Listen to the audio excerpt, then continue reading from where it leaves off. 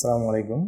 I am Dr. Mohammad Shamsul Amin, Assistant Professor, Department of Forensic Medicine and Toxicology at the Narkis Medical College, Khulna. Today we will be discuss about toxicology and forensic toxicology. So we should know about what do you mean by toxicology. It is the branch of medical science which deals with properties, action, toxicity, lethal dose, determination and estimation, signs, symptoms, diagnosis and treatment of a poison. And now you should know what do you mean by forensic toxicology. It is the branch of forensic medicine which deals with medical and legal aspects and harmful effects of the chemical or poison on human body. So now we should know what do you mean by poison. It may be defined any substance, solid, liquid or gaseous, which when introduced into the living body or brought into contact with any part of the body will produce ill health, disease or death by its constitutional effect or local effects, or both constitutional and local effects. So now we should know what are the types of poisoning. On the basis of duration of poisoning, there are three types: acute poisoning, chronic poisoning and subacute poisoning. Acute poisoning, it is caused by excessive single dose or several doses of a poison taken over a short period of time and produces signs and symptoms acute. And chronic poisoning, it is caused by smaller dose over a long period of time. And subacute poisoning shows features of both acute and chronic poisoning. And examples of acute poisoning is organophosphorus compound, when bolus dose of organophosphorus compound are ingested within a short period of time. And chronic poisoning examples: arsenic poisoning by subsoil water. Now we should know the others classification of poison according to source of the poison.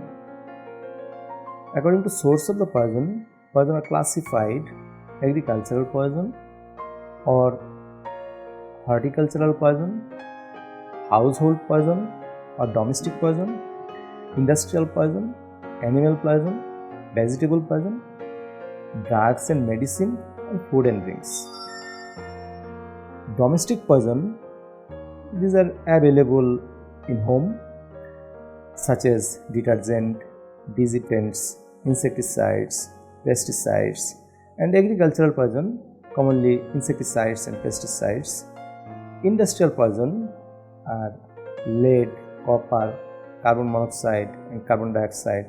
And animal poison are snake venom, spider venom and bees. Vegetable poisons, examples: dhatura and opium. Available medicine are found in our house. Commonly available medicine are paracetamols, barbiturates, and food and drinks that containing arsenic. Now we should know the routes of administration of poison.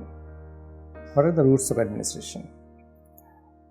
Various routes of administration of poison can be occurs, such as intravenous route, intramuscular, inhalation, subcutaneous, brought into contact in any part of the body, as like as inhalational route. Organophosphorus compound can absorb by inhalational route. Also it can be absorbed in ingestion and body part contact. If organophosphorus compound are going to contact into the body, that it should be the absorbed into the body. Now we should know the factors modifying the action of poison. Factors related to the poison, there is quantity of the poison, quality of the poison, forms of the poison, that is it solid or liquid, or gaseous, and routes of administration, and factors related to the victim of the body such as age of the victim, sex of the victim, state of the health condition of the victim, habituation, tolerance and dependence, and idiosyncrasy and other diseases. Now we should know the other type of classification of the poison. It is medico-legal classification of poison. It is very important for our forensic medicine. There is suicidal poison, homicidal poison, and accidental poison.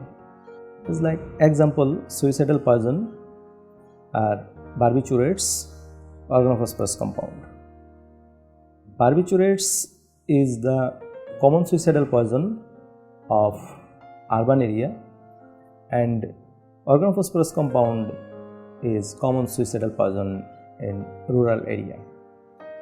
Homicidal poison, that is example arsenic, and accidental poison is corrosive agents. And now we should know the criteria of ideal suicidal poison. Criteria of ideal suicidal poisons are as: it should be cheap, it should be available, highly toxic, it should be tasteless, colorless, and pleasant to taste. It can be easily mixed with food and drinks, capable of producing painless death. Onset of action is quick, and examples barbiturates and organophosphorus compound that was previously mentioned. And criteria of an ideal homicidal poison: it should be cheap, it should be available, it should be colorless, odorless and tasteless, highly toxic, onset of action is usually slow, capable of being administered either food or drinks, without producing any obvious changes or any suspicion. Signs symptoms produces by toxic resembles to a normal disease. There should be no specific antidote available. There should not be any significant postmortem changes, and cannot be destroyed by other chemicals. It cannot be detected by post-mortem examination or chemical analysis.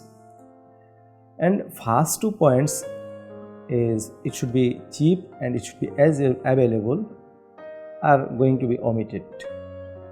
It is cost effective. Now we should know the diagnosis of poison in case of living. How can we diagnose the poison in case of living person and in case of dead body?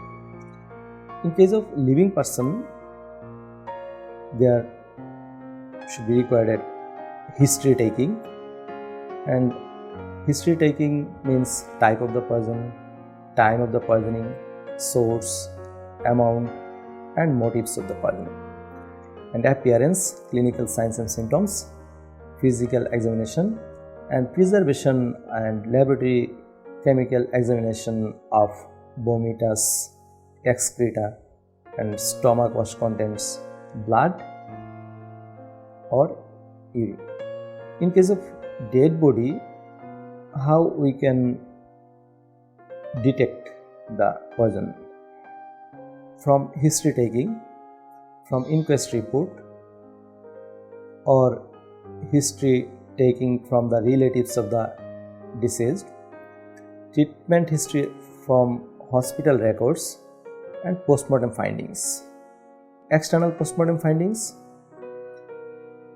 postmortem staining, odor, any staining found in the dead body, any discharge, and blood and froth sent to the chemical analysis. And internal postmortem findings: corrosion, erosion, ulceration and any injury marks of the internal viscera, odor, color changes, any findings from natural orifice, and preservation of the viscera. And what are the viscera should be preserved? It is very important to know. In case of postmortem examination of suspected case of poisoning, the 3 viscera we can preserve for chemical analysis. It is stomach and its content, liver, and longitudinal half of each kidney. These are preserved with sample solution, that is commonly used saturated solution of common salt, and stomach and its content are preserved with one container, and part of the liver and longitudinal half of each kidney are preserved in one container. Those are preserved with sample solution, and another container preserved sample solution. These 3 containers are sent for chemical analysis, and these are sent to the chief chemical examiner's lab. And now, after autopsy examination, in case of suspected case of poisoning, there is 2 opinions should be given. Initially, preliminary opinion should be given at postmortem report, and after receiving the chemical examination report, the final opinion should be given. And preliminary opinion is that opinion is kept pending till receiving the chemical analysis of supplied viscera. When chemical analysis report we can receive, then final opinion should be given at chemical analysis report sheet. These are the gross things that we should know, the general aspects of toxicology and general aspects of forensic toxicology. Thank you very much.